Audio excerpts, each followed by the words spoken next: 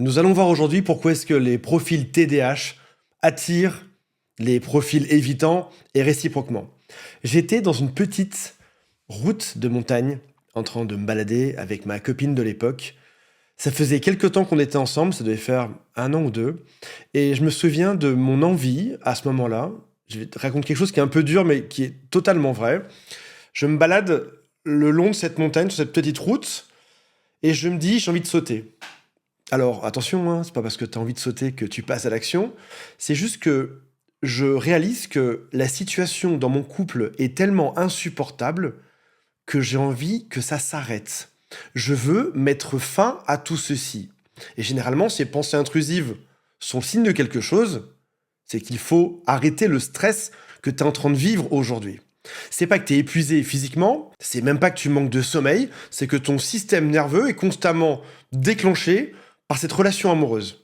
Sur le papier, tu nous regardais de loin, tout allait bien, le couple parfait. Et si tu es en couple avec quelqu'un qui est évitant, tu vois exactement de quoi je parle. Je préfère parler de moi de manière honnête, franche, et te donner probablement le pire exemple dès le début, pour qu'on comprenne bien à quel point cette souffrance peut devenir gigantesque. On va voir qu'aujourd'hui, tu es peut-être TDAH, peut-être que tu le sais, peut-être que tu n'en es même pas conscient, peut-être même que les symptômes que je vais te donner dans un instant sont complètement gommés par d'autres choses. Et avant qu'on passe à un tout petit quiz et que je t'explique le lien entre TDAH et attachement anxieux, j'aimerais juste te dire qu'il y a des chances qu'à un moment donné, tu ailles voir un professionnel de santé. Et je ne crache pas du tout sur la profession. Ce sont les psychologues, les psychiatres sont des gens que j'adore.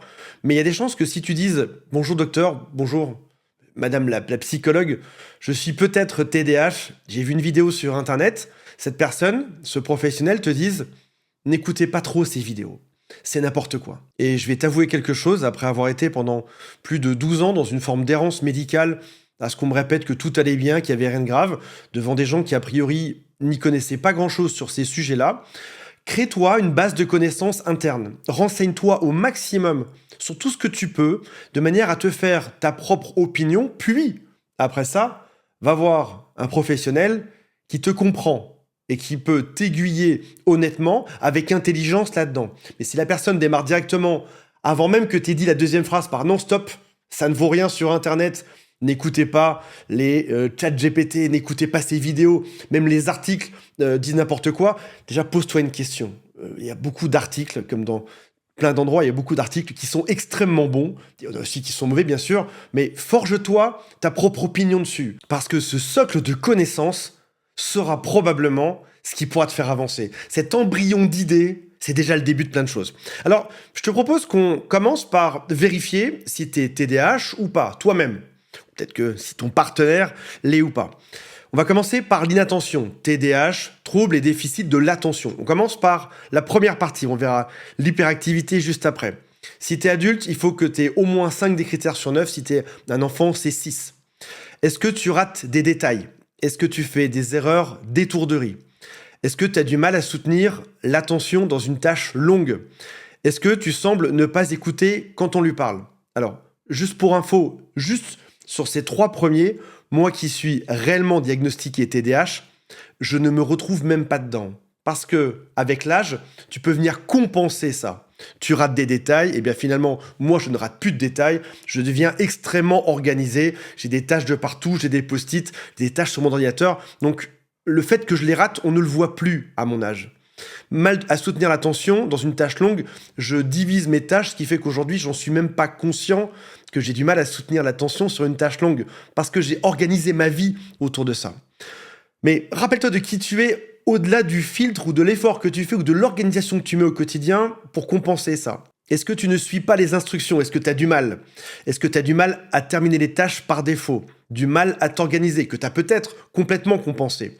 Est-ce que tu évites ou tu reportes les tâches qui demandent un effort mental soutenu? Est-ce que tu perds tes affaires régulièrement? Moi, j'ai mis des petits tags sur toutes mes affaires pour les retrouver. Est-ce que tu te laisses distraire facilement? Est-ce que tu as des oublis fréquents dans ta vie quotidienne? Si tu en as au moins 5 sur 9, il y a des chances que tu le sois. Rappelle de toi plutôt étant plus jeune, avant que ton système se soit suradapté, si tu as plus ou moins mon âge.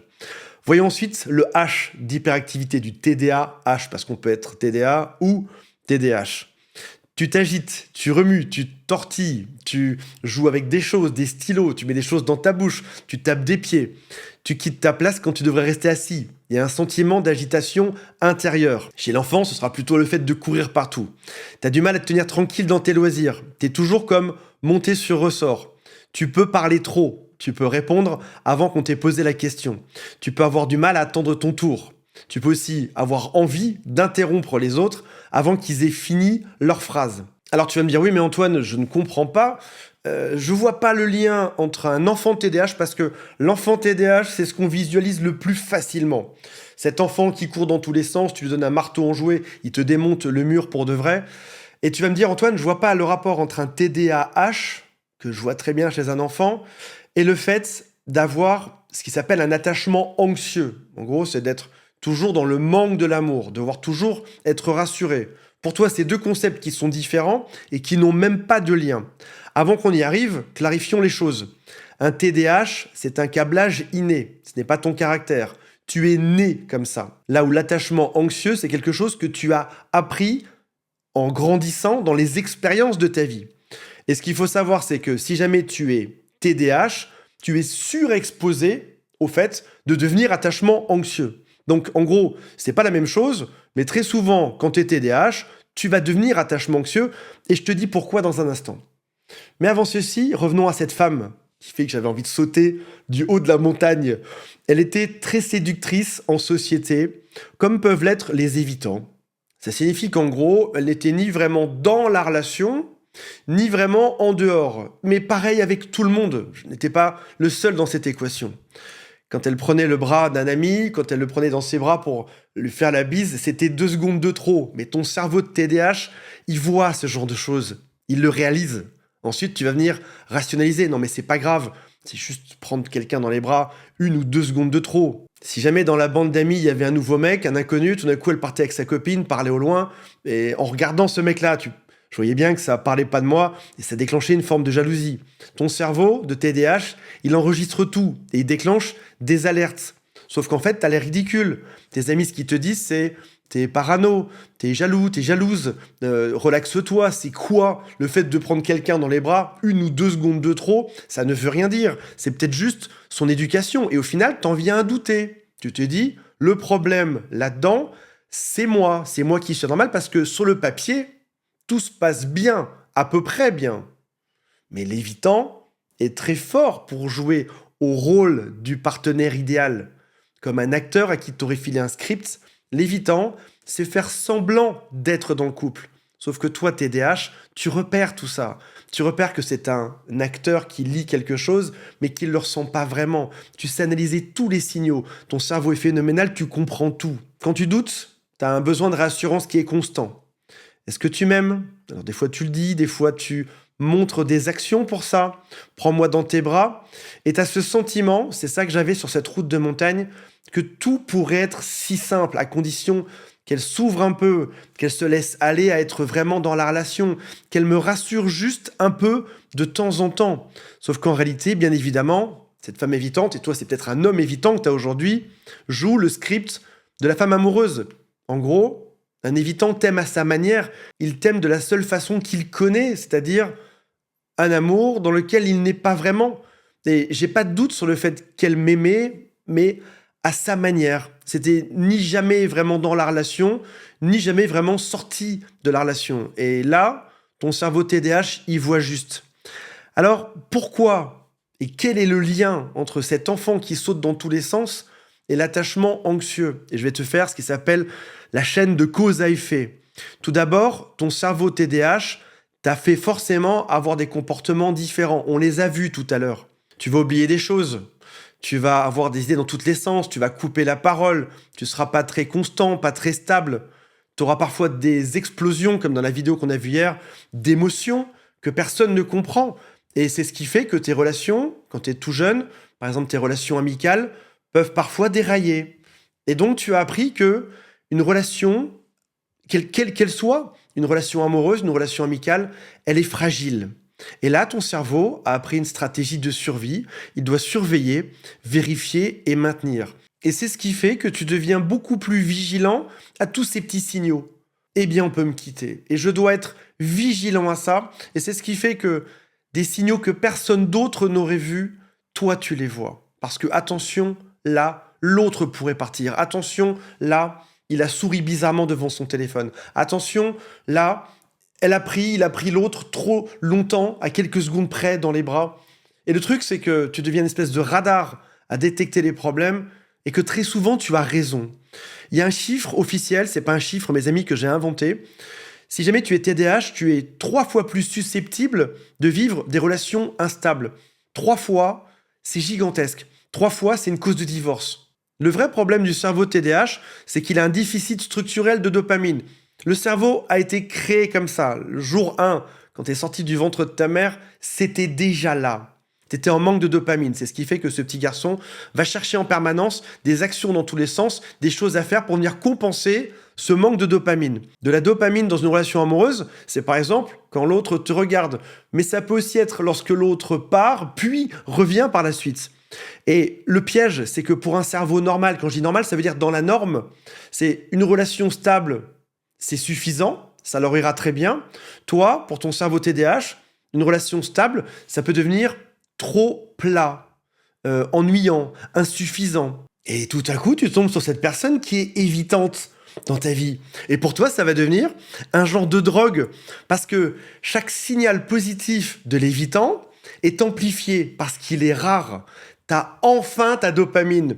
Et cette incertitude en permanence va créer des pics de dopamine non-stop, en illimité. Comme un joueur de casino qui attend patiemment que sa pièce lui fasse gagner quelque chose, là, tu attends en permanence d'avoir ce pic de renforcement positif. Et alors, quand vous vous réconciliez, là, c'est le nirvana, t'as ta dose maximale. Et c'est pour ça qu'une relation toxique va ressembler à de l'amour pour un cerveau TDAH, parce que c'est stimulant. C'est la relation la plus intense qu'il ait jamais vécue de sa vie. Mais pense à quelque chose, c'est que l'évitant, il te cherche aussi. Il a quelqu'un qui aime pour deux. Pour lui, ça ressemble à de l'amour fou. T'es toujours en train d'être présent, de demander des signes de rassurance, d'être là, de t'adapter, de dire oui à tout. Sauf que malheureusement, l'évitant est un évitant. Et régulièrement, il va s'enfuir, il va partir. Et là, c'est le cycle infernal. Là, ça va vers le bas. Là, on tombe très très bas, mes amis. C'est toi qui vas paniquer, l'évitant qui se ferme, toi qui vas insister pour que l'autre revienne, et l'évitant qui va fuir davantage. Et puis, bien évidemment, parce que l'évitant ne peut pas être proche, ne peut pas non plus être très loin, l'évitant finit par revenir, et donc ton cycle de dopamine se remplit à nouveau. Ton cerveau est en train de confondre amour et douleur, mais en réalité, ce n'est absolument pas de l'amour. Pose-toi la question suivante, est-ce que tu lui demandes souvent le fameux « est-ce que tu m'aimes » Est-ce que tu as ce besoin de rassurance constant? Je te rassure aujourd'hui, ton cerveau n'est pas fou, tu détectes bel et bien un problème réel. Je vais poursuivre cette vidéo pour ceux qui sont également HPI, parce que je sais qu'il y en a beaucoup sur cette chaîne. Et là, tu vas avoir une surprise. Donc, on a parlé de TDAH, d'évitant, d'attachement anxieux. Mais qu'est-ce que le HPI pourrait faire là-dedans? Le HPI, c'est un cerveau qui est plus rapide. Pareil, tu l'as de naissance. De naissance, tu peux être TDAH, tu peux être HPI, tu peux aussi être HPI et TDAH. Au passage, la plupart même des HPI sont aussi TDAH. Et là, pour un professionnel de santé, c'est plus compliqué à observer. Même pour toi, probablement. Parce que ton cerveau qui turbine à fond va venir compenser tous les effets du TDAH.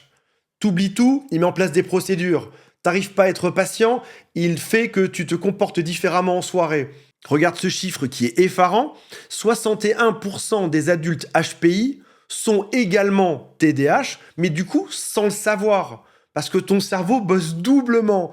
Non seulement il va dans tous les sens chercher sa dopamine, et en plus, pour ne pas avoir l'air fou en société, pour que ta vie se passe bien, il vient compenser en permanence sur chacun des points. Les gens se disent, tiens, cet homme, cette femme a une bonne carrière. En réalité, ton cerveau bosse 3 fois plus, surtout dans des conditions qui sont plus dures pour toi, parce que la concentration, c'est pas vraiment ton truc. T'as des relations qui tiennent, les gens se disent, tiens, bravo, il a réussi à s'en sortir. Ce qu'ils ne savent pas, c'est que tu as dû comprimer tes émotions, te contraindre dans tous les sens pour faire que ça fonctionne. On te remarque une grande et belle analyse des situations. C'est juste que ton cerveau est en train de faire maintenir ton masque et analyse tout en permanence. Sauf le jour, bien évidemment, où il y a une rupture amoureuse. T'es toujours TDAH, t'es toujours HPI, sauf qu'en fait, l'un n'arrive plus à compenser l'autre. Et là, tout s'effondre. Et dernière phrase là-dessus pour que vous compreniez bien la chose, pour qu'il n'y ait surtout pas de mélange entre TDAH et HPI. Un TDAH, on l'a vu, s'ennuie dans des relations trop stables.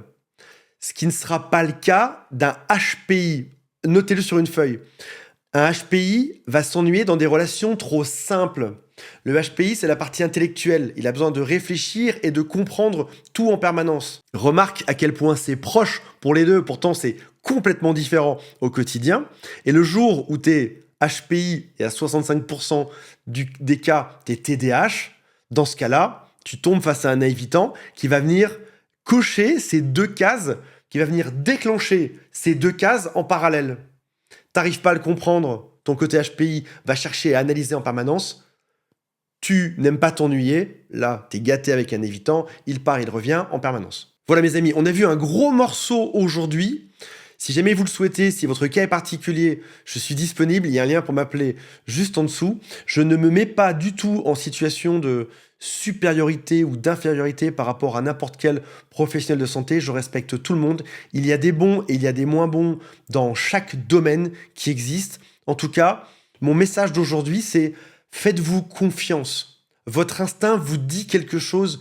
Écoutez-vous. C'est ça la chose probablement qu'on a voulu me masquer pendant des années quand j'ai consulté. On me disait Antoine, fais différemment. Les professionnels me disaient ça. Antoine, pense différemment, ce n'est pas ça, ce n'est pas grave, essaye plus si. Et au fond de moi, je savais qu'il y avait autre chose. Fais-toi confiance. Tu as cette capacité fine à analyser ta relation parce que, on l'a vu, tu es créé comme ça. Et en plus, tu as cette capacité incroyable à ressentir et à savoir précisément ce qui se passe. Voilà mes amis, j'espère que ça vous a intéressé. On se retrouve prochainement. Salut à tous, bye.